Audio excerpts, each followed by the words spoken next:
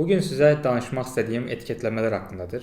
Yəni biz həyatımızda istər özümüzlə bağlı, istər başqaları ilə bağlı etiketləmə xətasına yol verə bilirik. Kiməsə tənbəl deyə bilirik və yaxud da iradəsiz kimi, məsuliyyətsiz kimi deyə bilirik. Bəzən özümüzə də belə deyirik. Məsələn, mən iradəsiz bir adamam. Etiketləmə yanlış bir şeydir. Çünki etiket vurmaq o mənaya gəlir ki, yəni sanki bu adam həmişə belədir.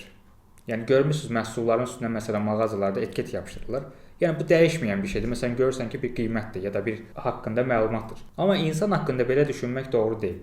Mən düşünsəm ki, mən iradəsiz adamam. Yəni sanki həmişə belə olmuşam və həmişə belə qalacammış kimi bir düşüncə təəssürat yaradır və insanı dəyişməyə imkan vermir. Yəni mən davranışımı dəyişdirə bilmirəm. İradəsiz insan ola bilməz. Hər birimiz həyatımızda iradəsiz davrana bilirik. Məsələn, nəyisə düzgün etməyə bilirik, nəyisə yerinə yetirə bilmirik.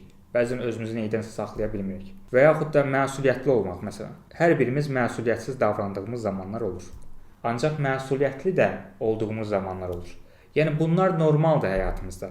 Ona görə də etiketləmək əvəzinə özümüzü və başqalarını etiketləməzdən əvvəl düşünməyimiz lazımdır. Davranışa vurğu etsək daha doğru olar, nəinki bir insana etiket vurmaq.